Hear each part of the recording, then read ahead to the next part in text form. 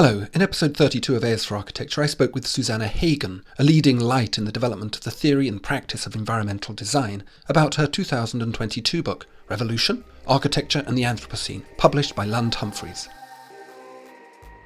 If we are to think of architecture as something that is about performance as well as form, and by that, in this context, I mean environmental performance, and you can't achieve it or test it without measurement. You need measurement. You can also generate design through measurement. So I would like to see much more experimentation with bringing environmental metrics into the design process from the beginning as part of the kickstart to the process. A design process that is much richer, but also can achieve much more during a period of transition where we need to make up for lost time.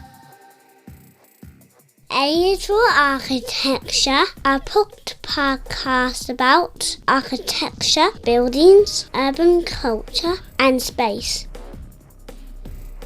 Hello and welcome to another episode of AS for Architecture. I'm speaking this evening with Susannah Hagan, who about her new book, Revolution, Architecture and the Anthropocene. Susannah, would you be so kind as to introduce yourself, please?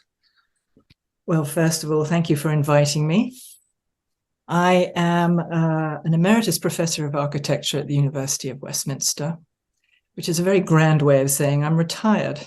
And I retired before COVID, so I'm getting used to this new state of being now. Before that, I was professor of architecture at Westminster, running a very interesting research project, collaboration between Westminster and the University of São Paulo. And we were looking at the design of public spaces in the present day and in the mid-20th century. So it was a big, floppy, very interesting cross-cultural study. And before that, I was at the Royal College of Art, and architecture has just been taken like a rib from Adam's side and turned into a school of its own, because it was part of the School of Design before that. That was in 2012. And they needed a head of research, and they needed to start a PhD program. So it was a very exciting time to be there. In keeping with the casualization of higher education, in terms of labor, I've worked in many schools. So I've worked at the Architectural Association. I've worked at East London when Peter Salter was there. I've had a great deal of luck in that I've managed to be in schools when things are really boiling, and for that I'm most grateful, because it's been very interesting to work at those periods. So do I pick up a transatlantic accent? You do, yes, I have a twang. So I was born here, but I've lived in both countries. I've got two passports. My father was American. And in fact, my higher education was in the States. I went to Yale, and I was in the first class of women undergraduates in '69. Amazing. Yeah. What was that like? That must have been extraordinary. It's rather like being in a men's locker room for 4 years, but I made some fantastic friends, male and female. So the difficult bits were more than compensated for by the good bits. It was who was teaching there? Who led that program then? It was Charles Moore was leading architecture. I was actually majoring, as they say, in English and French literature, but I was minoring in architecture. And Charles Moore was running the school then. So had he come over from Berkeley? I guess he was, unless he wasn't running it, maybe he was just guest starring, but he was there a lot. And as you know, was pursuing a very particular kind of postmodernism, which didn't appeal to everybody. But after Yale, I went to England to practice for a year during the Queen's Jubilee. And And that was quite fun. Yeah. And that decided me, yes, I wanted to go on. I wanted to specialize. I wanted to go to architecture school. So I went back to the States. I went to Columbia, the architecture school there, which was run by Stuart Polshek at the time. And at that time, it was very much a school that prepared you for practice in New York. That's what it was all about. Mm-hmm. And they offered a master's program that was 3 years rather than 2, so that they could pull people in from other disciplines, assuming they had some sort of background in architecture. So I fit the bill happily. But after 2 years of that, I got quite bored. There was very little speculation going on or experimentation. So I did my last year at the AA. And the place was exploding. There was Leon Krier and his version of postmodernism on the one side, and Rem Koolhaas and his on the other, and Alvin Boyarsky in the middle. So it was a very exciting time to be there. Very, very lively. I can imagine so. And Did you and your PhD? Where did that happen? That happened much later. I did it much later. I started off in practice. I found I didn't have the patience for practice. I think you need an extraordinary amount of determination and patience. It's such a long and difficult process to get a building of any size up off the ground. Mm-hmm. And I just didn't have that kind of patience. You either have it or you don't. I think you need to take enormous satisfaction and pleasure in the process of doing it. Yeah. And if you don't, it really becomes, at least I found, an exercise in frustration. It just moved too slowly. So I decided to go back into academia. And that's when I was told I needed to really do a PhD if I was going to get anywhere in academia. Mm-hmm. So I did it at Birkbeck, which is a marvelous university where you can maintain your work and do your PhD at the same time. And that's what I did. I see. So you worked in practice whilst doing a PhD? I was teaching at that point. I was teaching, yeah. I was teaching at the AA, actually. Oh, were you? And what was your PhD on, and who supervised you?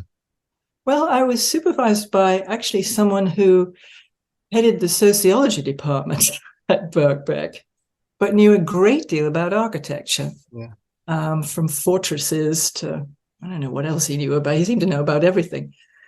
And he was very sympathetic and just let me get on with it, really, because I was 39, I think. So, more or less a grown-up.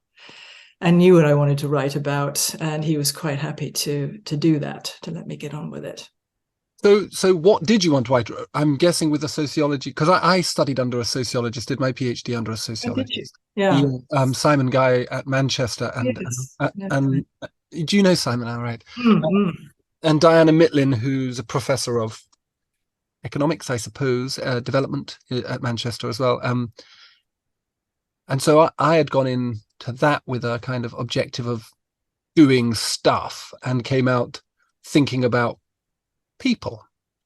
What was your PhD looking at specifically, and was it inflected by this sociological thinking? Well, I had 10 years where I went AWOL from architecture, and I decided I was going to become a playwright. And I got some plays on, and I got a couple of television programs on, felt some serious, awful things. Go on, tell us the name. Don't. No, they are buried in the archive. I bet we can look them up on IMDb. We'll You'll never find them. You'll never find them, happily. So I could see my 40th birthday approaching, and I was not going to become a great and famous playwright. And public funding for theatre was rapidly diminishing under Thatcher. So it was time to go. And there was no better place to go than back to architecture, which is such a fascinating ragbag of things. It really absorbs so many different kinds of people and so many different kinds of approaches. Yeah. That it was a very welcoming place to return to. And so I took a year's history theory at the AA. And during that year, I don't know why, I can't explain why I started thinking about environmentalism and why it interested me so much. and having talked to other people in their sort of conversion to this, if you like, there seems in many of us to be an emotional connection with nature. So it's not a rational, ethical choice as it is, I think, with other people. It's more of I grew up with this, I love it, I want to protect it in some way. So although it became a highly intellectual pursuit, requiring a great deal of study, at its beginning, it was an emotional connection, which I still feel very strongly, of course. And that's what led me into looking at it during that history theory year under Roy Landau and Mika Bandini.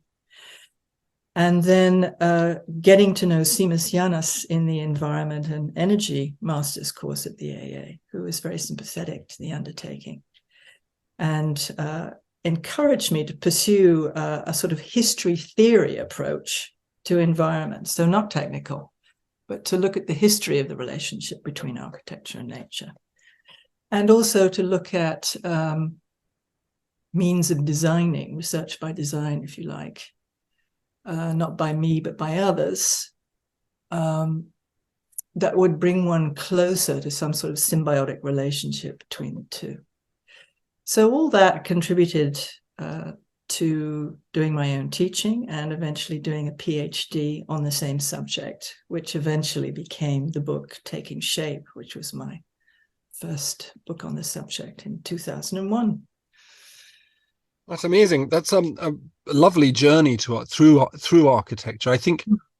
I often think that the way we kind of teach architecture or present architecture as this 7 years of study is, which it's no longer going to be from 2027, I think, but it's a bit of a sausage machine, and it's not really very realistic because, in my opinion, people come out too young in architecture. And as you say, it's a slow game, and tenacity and, as you say, patience is absolutely essential to success in it, isn't it? I mean, but I love this word symbiosis you used about the symbiotic relationship between architecture and environment, and it's sort of at the heart of this lovely book that you've written, published by Lund Humphreys in last year. Really, really interesting piece of work, and eminently readable, which is not always a given for architectural books. It's almost a manifesto, is it not? Or it has. Yeah, it doesn't have the didactic tone of a manifesto, but it has, perhaps, as you say, that emotional quality. I was hoping, because really now I write for students and practitioners. I don't write for other academics, and I haven't for a while. But my first book was very much for other academics and was trying to demonstrate that this subject area was intellectually respectable. So it hadn't been seen as being in. I'm interested in that. Even in the late, this is the mid-90s you're talking here. Yeah, it wasn't seen as, well, as is evidenced by what was being turned out. It wasn't seen as being something of intellectual interest.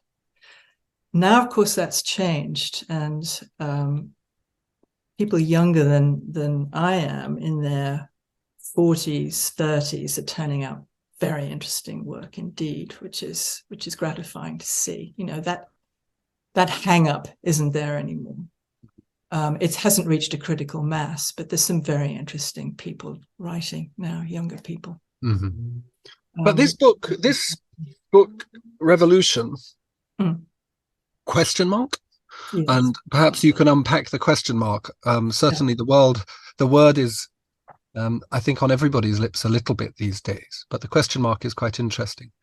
I was wondering, so it's the fourth book in a series. Yes, an unintentional series, but it is the fourth book in a series. The first was Taking Shape, which was looking really at the history and theory of the relationship between nature and architecture. And that went from, well, really Alberti through Greg Lynn to the then present day. And then there was Digitalia, which was an examination in the early 2008, of the digital revolution in architecture and the way in which it was generating both very interesting experiments in terms of rather arbitrary form finding and experiments in environmental design, in sort of environmentally determined form. So that you either had parameters you invented or constraints you invented or rules you invented, or you had parameters, constraints, and rules that were there, i.e. physics. And these two were going in opposite directions. And it was, I thought, a great shame. So Digitalia really was an appeal for these two directions to come back together again and start speaking and enriching each other. Didn't happen, and I can see why it didn't happen. But at the point I wrote it, it seemed like it might be a possibility. And then there was a bit of a gap after that, and I became much more interested. I'd founded a research group called RED, Research into Environment and Design, when I was at East London with a very interesting group of peers, some of whom were practitioners, some of whom were technical people, some of whom were students, graduated students. And we became much more interested in urban design, ecologically driven urban design. So the next book was called Ecological Urbanism, and that really was about looking at the city not only as a cultural artifact and set of processes and flows, but also as a metabolic one, and how one might bring those two together. What does the urban metabolism mean? And that's certainly become something that's much more interesting in many more people now. And again, how do you bring conventional urban design, which is interested in economics and the social and the formal, together with the metabolic, the physics of the city, if you like, the patterns of consumption, the rates of energy consumption, the types of energy consumption, all the rest of it. And I suppose, again, this is a synthetic work. It's trying to bring something that's outside the pale, inside the pale, which was the environmental. And this final book, I think you're quite right. I always saw it as small enough to put in your pocket. Didn't quite get that small, but the student could have it in their coat pocket, short enough to get through in a day, but would give you essentially what Taking Shape gave you 20 years ago, but updated and more pointed, but depressingly, really still saying the same thing. Wake up, get with it, bring this into your thinking and your practice. Yeah. Yes, it has that that energy and that demand about it, which is very rewarding. I mean, it's this, it seems to me part of an intellectual movement in architecture away from the ambivalence of the postmodern towards a kind of a determined kind of demand, a moral and ethical demand in architectural discourse, which has been lacking for quite a long time, probably since the emergence of postmodernism and that textural stuff. I think that's a really interesting point. I was always very leery of preaching. There's nothing that turns people off faster than being hectored and preached at. So I thought seduction was a much more effective way than hectoring. I'm not sure that's true. I'm not sure that was correct, because one of the reasons I wrote it was I was locked down during COVID, and it gave me a chance to think about retirement. And retirement makes you look back and assess what you've done and what you haven't done. And as I look at what I've done, which is primarily writing and teaching, I don't think it's moved the dial one scintilla. I just don't think it has. It's very difficult to know how it might have done that. I think, I may have influenced a few people, but I haven't created what we needed, I think, was towards a new architecture from another Le Corbusier, someone who was going to really change things and be read by everybody and cause arguments. And I did not succeed in doing that. I don't think anybody really did in this subject area, although there are many, many interesting and extremely important books in terms of moving it forward. Nothing caught fire that way, I would say. I mean, that's the open. So your book is divided into 4 chapters: overthrowing, converting, making, and educating, which are wonderful, short, easily memorable subheadings in a way. But in your first chapter, it's not really a chapter; it's a bit more than a chapter. You talk about the failure in the environmental design movement to capture the public imagination, but also the professional imagination and the imagination of young designers, trainee designers, in the same way that towards a new architecture, towards the high modernist movement did. And you say, why has the environmental movement not gained the same traction as the modern movement? And a little later you say there's been no environmental revolution in architecture. And this is quite controversial. I like this, and I want you to explain this. Because there is no environmental architecture. What does that mean? What does that mean? Yeah. What I meant, I actually formulated that sentence when I was writing the book. It's taken me that long to realize that efforts to talk about sustainable architecture and an environmental architecture and a regenerative architecture and all the rest of it muddied the water, that you're not actually talking about an architecture in the terms of an identifiable visual style that can inspire and excite and be copied or riffed on or developed or whatever. You're talking about a set of relationships between what we make and what is there. You're talking about a set of processes that enable you to develop more sophisticated relationships. And these relationships and processes need to be in every architecture. They can be hidden in conventional architectures. They can totally determine form. And there's an example in my book called Project Z, which was a very interesting collaboration between Cambridge University and Future Systems, where driving a wind turbine in the center of an enormous high-rise on Tottenham Court Road, all glass and a very organic sort of amoeboid shape, completely dominated by accelerating the passage of the air through the hollow in the middle of the building where the vertical turbine sat.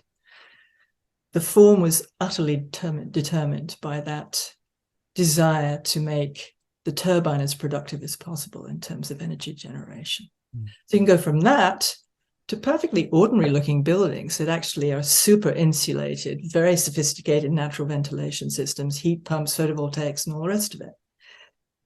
But that does not generate an architecture the way the new materials and new tectonics of the modern movement generated new architectures. And I think for architects, it's therefore been extremely easy to place all this over in the technical domain with engineers, stick it in any old how, and not really concern yourself about it overly much as an architectural proposition.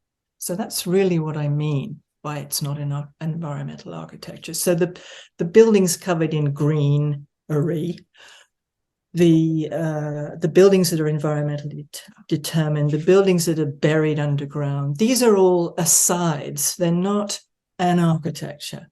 They're almost a denial of architecture in that covering a building in green, it's not exactly in a celebration of architecture. So that's really what I meant about it.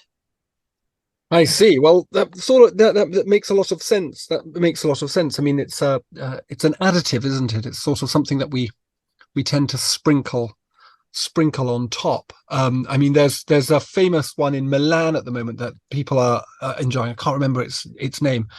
The vertical forest.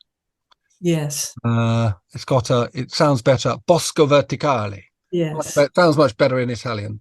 Yes. And it's a really good example of that, because really it's a modernist tower block with planters on it. Well, that's right. And Edouard François has done the same sort of thing. He's done some wonderful things, but he really took it to an extreme. It's actually on the inside cover of this book, Revolution. It just looks like a high rise of flower pots, and that's what it is. It's a high rise of flower pots, and you can't see the high rise because it's been completely obliterated by this greenery. But it's fundamentally still a modernist building. Yeah, a building that's the logic of which is not actually based in an environmental, that's right, and emotive sensibility of environmentalism.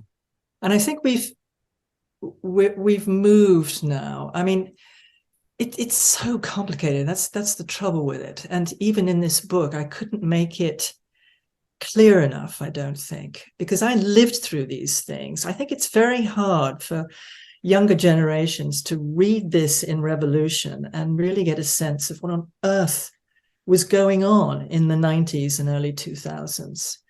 Because at one point in the 90s, there were architects like Sight saying, environmental architecture, here we go again, must express its relationship with nature. So there was a lot of burying of the building under artificial hills and things in order to tell us that that's what it was doing. The implication being that all buildings should be doing this. So the urbanity of the city would vanish under these hills, I would assume, if you took it to its logical conclusion. Then there's another thread coming in feeding this, which is actually much more sophisticated, which is actually born during modernism, when you get architects like Aalto and Richard Neutra thinking about nature very deeply and reacting to it in a very different way. So Neutra's designs in Southern California, where this became possible, were all about the flow from inside to outside, and that communion between building and site that he developed in such a beautiful way in those houses in Palm Springs, for example. And then you get Aalto thinking in quite an interesting way about the standardization that one finds so oppressive in early industrialization. And he was saying nature is actually the greatest of the standardizers, because standardization happens at the scale of the cell, and cells are all different, and we must learn how to design that way. So, we mustn't mass produce the same components for the same buildings. We must produce buildings that are as responsive and highly differentiated as the cells we find in nature, which I thought was a lovely analogy, really. Yeah. It's so to go back to this idea around modernism, that the excitement that it causes, the excitement and its victory, I suppose, ultimately over almost all the world now, is, in your assessment, due to its use of technologies to generate new tectonics apt for the new person, the new man, the modular, the 21st century industrialized, democratized human? Yes, that was certainly the case at the beginning.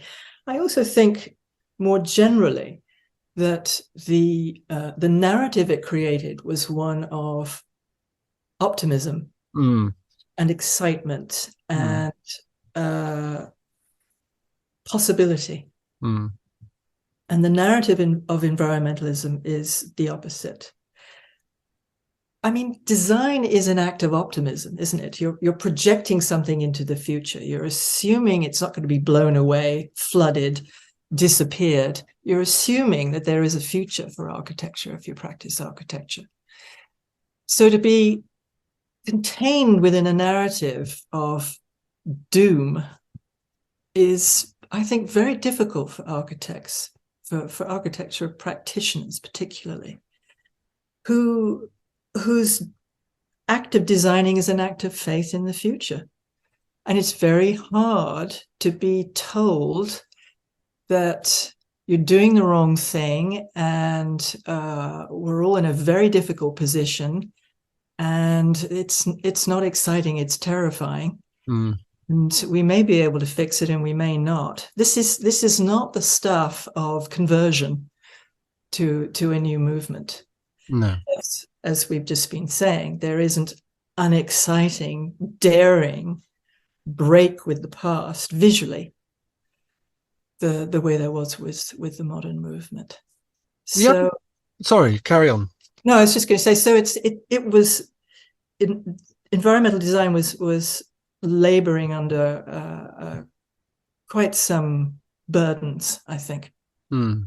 Within architecture, and I think particularly within architecture. And I think that's why in the last 50 years, not a whole lot has happened. It's happening now, but not a lot has happened in those 50 years. I wonder if there's something in this to come back to this idea of this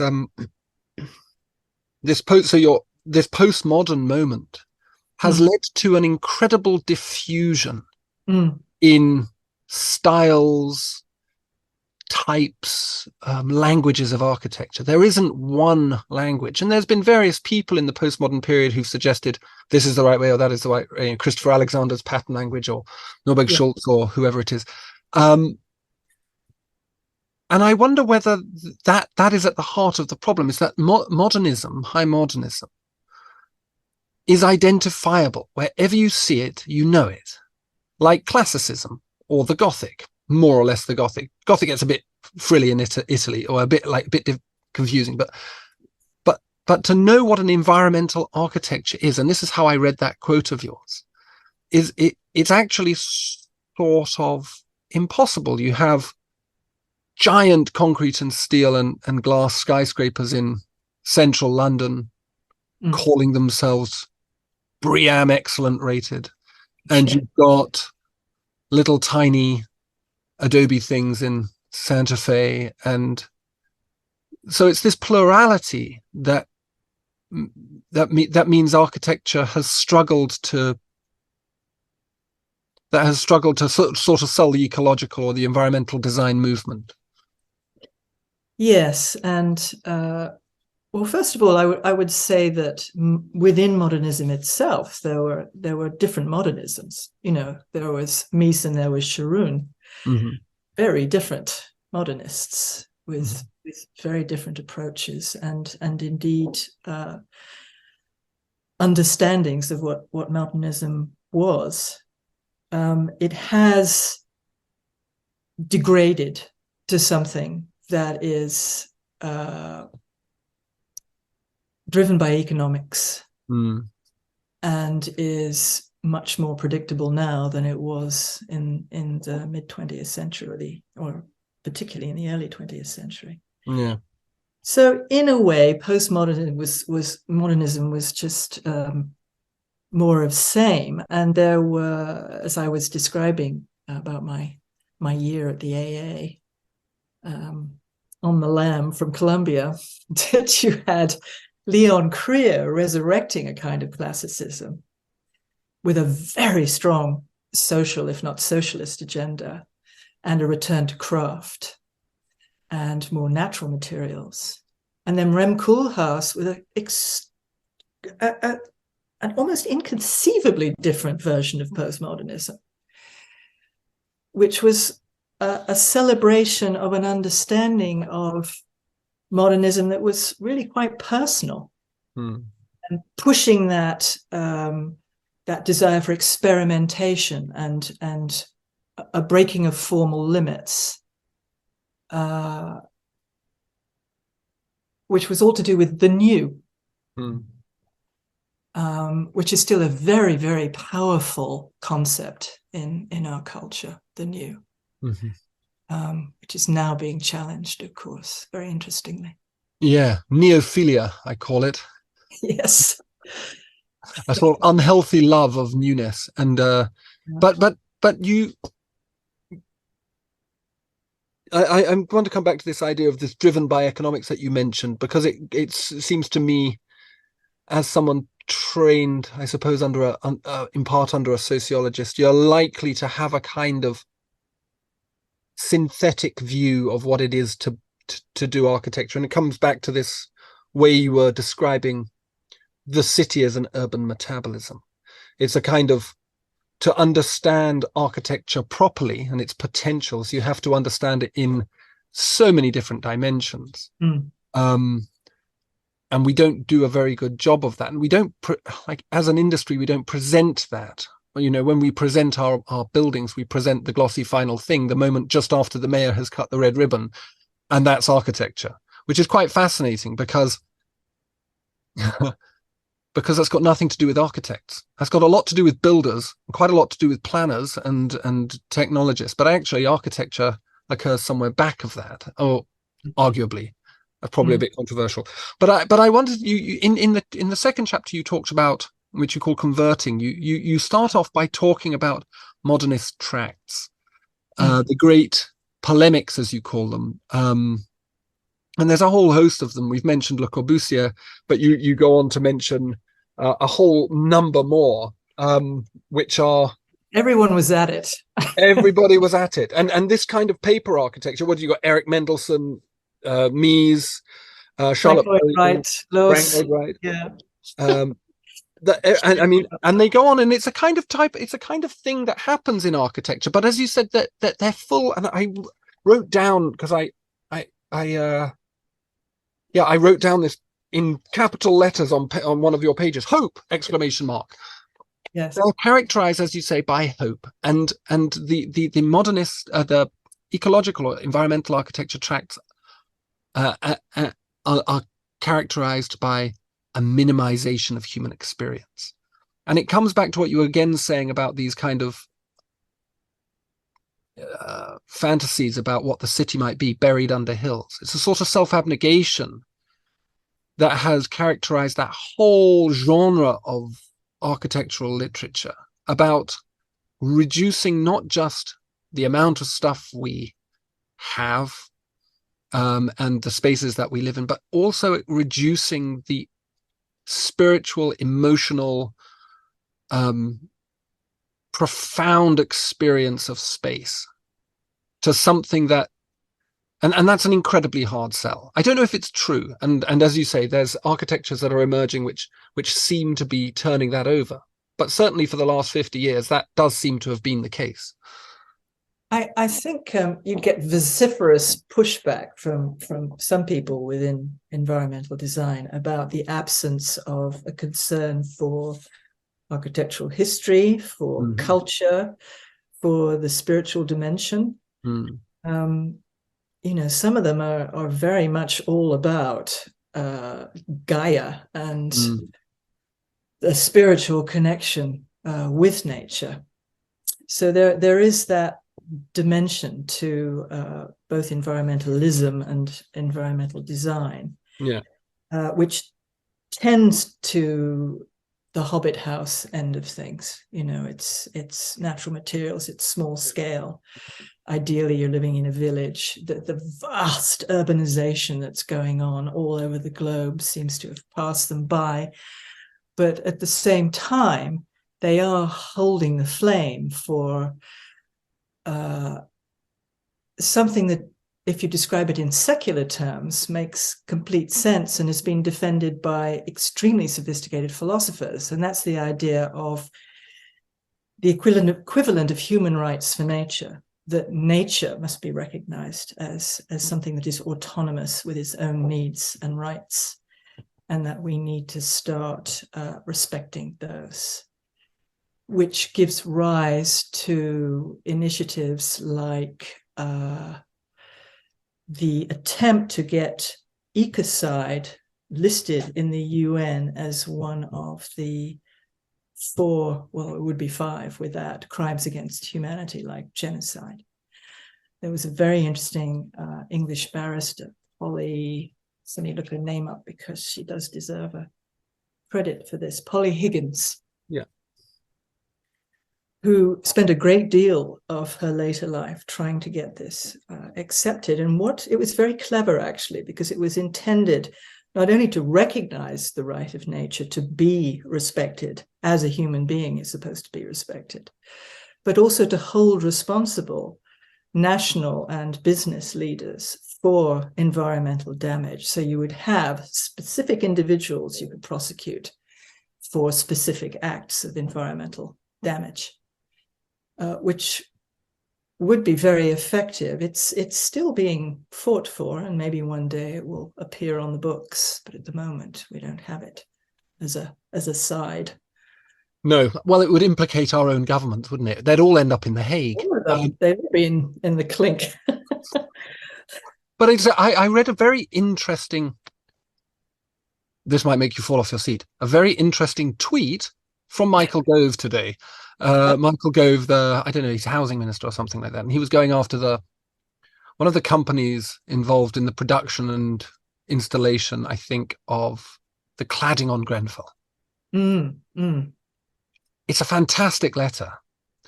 And basically he threatens them with the full might of the British state.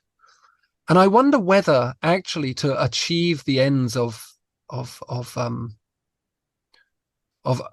attributing agency and value, absolute value to nature, it will come in these small increments by, for example, holding people to account for making a product that when it burns releases gigantic quantities of toxins, and that it will be a kind of development of a critical mass of small things rather than the gigantic piece of policy at the level of the UN. I think you need to come at it from both ends. And the reason I say that is because we've basically run out of time. The Intergovernmental Panel on Climate Change, the March 2023 report, has said we've basically got 7 years to make sure that we stay at 1.5 degrees centigrade above pre-industrial levels. I just can't see that happening without really large-scale initiatives, top-down initiatives, as well as all these wonderful bottom-up ones that are occurring at small scale, whether it's in schools, whether it's in practices, whether it's in businesses. There's a lot going on, but it hasn't reached a critical mass because world leadership is so inadequate, is so lacking in vision or sense of urgency or willingness to act boldly. Yeah. Again, this strength of democracy, this idea of a pluralistic discourse is makes things very tricky. But would we have it any other way? I like you come to this point that you say in this chapter, in the second chapter, that there's something coalescing. There is a return to architecture as a material practice that could restore cultural identity. So I'm quite interested in that, because obviously there is the technological aspects around ecological architecture, and I'm very interested in the way that you, in the book, come back to these metrics, this data-driven, quantitative kind of metrics, which both prove the need and demonstrate the solution. But at the same time, you're also arguing for, as you say, restoring cultural identities. And how does that, I suppose, work? How might that, I mean, are there examples that you can think of where practices are working at both ends in this way, from the mathematical, scientific to the to the designerly? I'm not sure I quite understand your question, probably because I can't remember what I wrote. Yeah, probably not. Probably because my question is a mess. What I would say is that, I mean, if we take metrics, first of all, this is something that is conventionally siloed elsewhere. It's out of the studio. It's a supporting subject, the technical. Whereas if you look at the early modern movement pioneers, it was very much part of design. It was part of the studio. So at its simplest, I'm saying that we need actually to bring metrics back into the studio in a much more serious way if we are to think of architecture as something that is about performance as well as form. And by that, in this context, I mean environmental performance. Now, you can't achieve it or test it without measurement. You need measurement.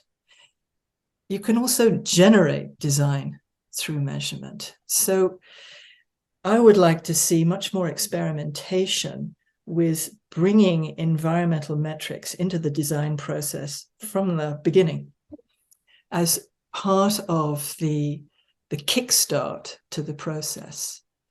So you look at available materials, you look at site, you look at climate, however conceptual and experimental and speculative you want to be.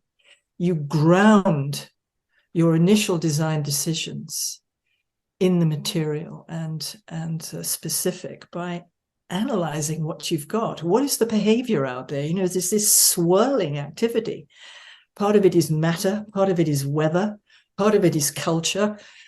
If one sees all of them not as the same, but as equally important, then I think you start to generate a design process that is much richer, but also can achieve much more during a period of transition where we need to make up for lost time. We've decades and decades, and we're really going to pay for it if we don't get our act together now. Well, so that's really what I meant, by the metric. For someone who didn't understand the question, you answered it remarkably accurately. That was brilliant. Yeah, that's exactly. Well, I've got this wonderful problem because I've got to start designing modules for the master's program here at Kent School of Architecture, and I'm trying to work out how to do it and how to get us beyond this what feels to me very 1990s style of architectural thinking, which is, you know, a little bit of a sum path diagram, a little bit of a Nolly map to reference the Renaissance for some reason, and then we might do some photographs. We particularly like photographs of two different material conditions coming together. That they're very profound, and then we design a building. If you're lucky, you might get to talk to a local. But this is it, and then it's down. Then it comes down to those 1990s words like the haptic sense and the materiality and so on and so forth. And it's all and it has made some very nice buildings, but it's not, as you say, it's not fit for the scale of the issue to hand, which is an issue of justice, and it's an issue of survival. It's survival. And also, I mean, I just don't get it, really. I've never got why it isn't interesting. What is uninteresting about our relationship to the biosphere? What is uninteresting about inventing a new way of living in it, a new way of making, a new way of being? What is uninteresting about that? Why hasn't it engaged us? And I've given various guesses as to why we've remained in the 90s, basically. Because the 90s was a lot of fun. Yeah, it was a lot of fun. But meanwhile, things were going hell in a handbasket. And I wish that the generation in school now and the generation that's recently graduated had been my generation, because they're really tuned in. They get it. They have a sense of urgency that no generation before them has had. And as long as they are encouraged to follow that into the various paths they're beginning to follow, then we'll be fine. What worries me is that it's too late for them, that the transition period now needs a lot of people doing the right thing in practice, in government, in development, in whatever.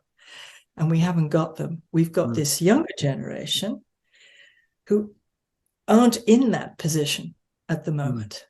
They're thinking all the right things, they're doing all the right things, but they're not in positions of effectiveness. The people in positions of effectiveness are rarely effective in what's coming at us very, very fast now.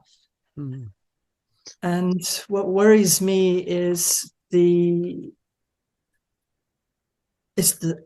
social repercussions. I mean, if we're upset by a few tens of thousands of refugees coming across the channel in rubber boats at the moment, the millions of environmental refugees who will be moving all over the globe as a result of climate change will be something we won't even begin to think about, let alone deal with.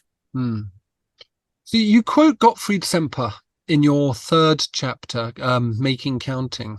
Making, which I and we've already covered this idea around data, and I think it's a really perhaps numbers. I don't know if it's data or numbers, but something that we can rely on, some stuff that we can rely on that is communicable. But you quote Gottfried Semper's saying that design or architectural design is about the annihilation of reality, of the material, necessary if form is to emerge as a meaningful symbol, as an autonomous creation of man.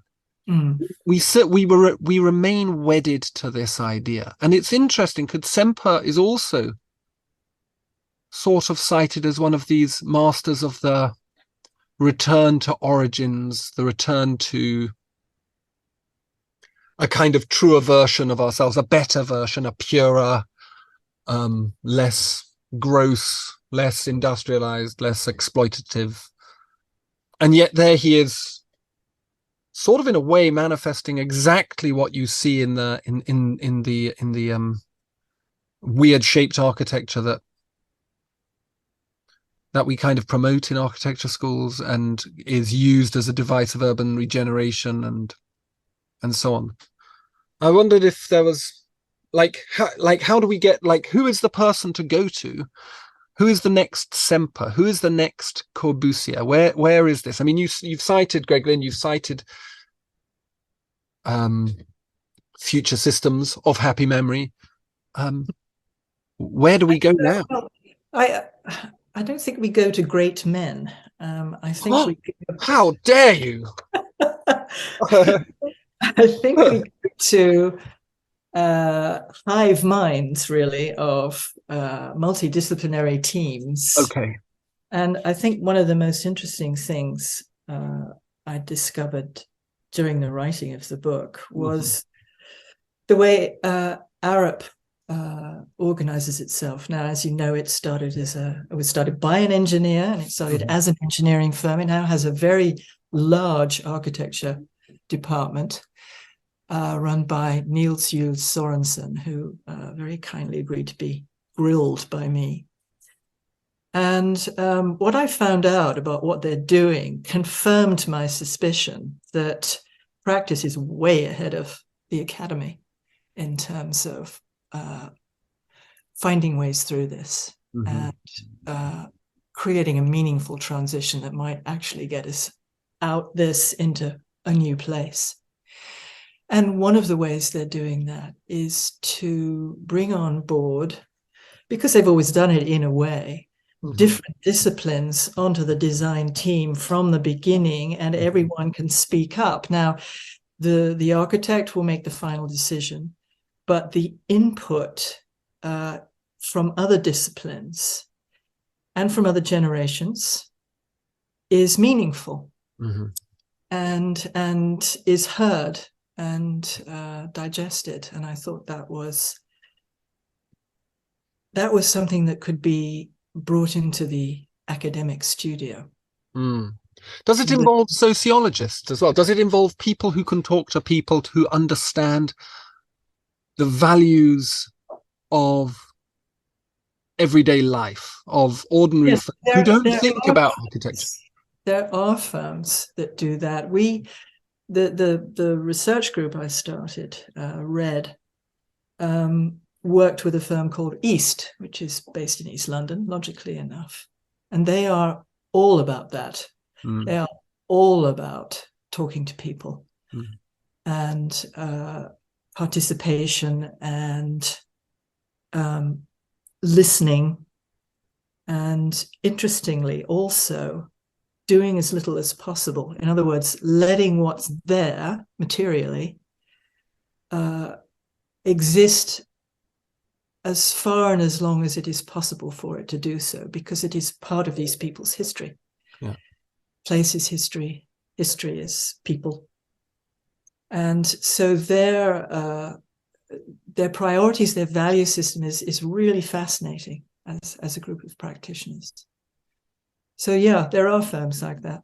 Definitely. That's a very interesting idea, the idea of doing as little as possible. And when I read that in your book, I looked them up, and sort of, it's an interesting problem for architects, is that the solution that we have is architecture, but that's not always the answer to the problem. I mean, Jules Sorensen was saying that he no longer refers to his young architects as architects. He refers to them as design thinkers. Mm-hmm. And that Arup is more interested now in outcomes than it is in outputs. In other words, effects rather than objects. Mm-hmm. And I thought that was absolutely fascinating for an object-oriented firm to be saying. So they're thinking in new ways. They're moving in new directions. They're not the only ones. It's just that there aren't enough of them. And this has to be enough worldwide. It's not enough just to have a great number in the UK. It's got to be worldwide. And we're in a race now, really. So why revolution with a question mark to finish? Because I don't know if we can do it. Can we affect the same kind of overthrowing of norms and the old ways now as the modern movement did then in the 20th century? Can we do it in the 21st century? Or have we waited too long? We've got the generation who can do it, but they're not in the right place now. We have a transition to get through, and I'm just hoping we can get through it. We shall leave it there. Wonderful point to finish on. Thank you so much, Susannah. That was really amazing. Thank you, Ambrose. I really enjoyed it. Ask a decent question, get a decent answer. Thanks to Susannah for the wonderful chat. Susannah did want me to add that her PhD supervisor was the political theorist Professor Paul Hurst. Thanks to Land Humphreys for the ebook too. As ever, see the podcast description for all the links. Go buy the book, why don't you? And then share this episode. Thanks for listening. Cheers.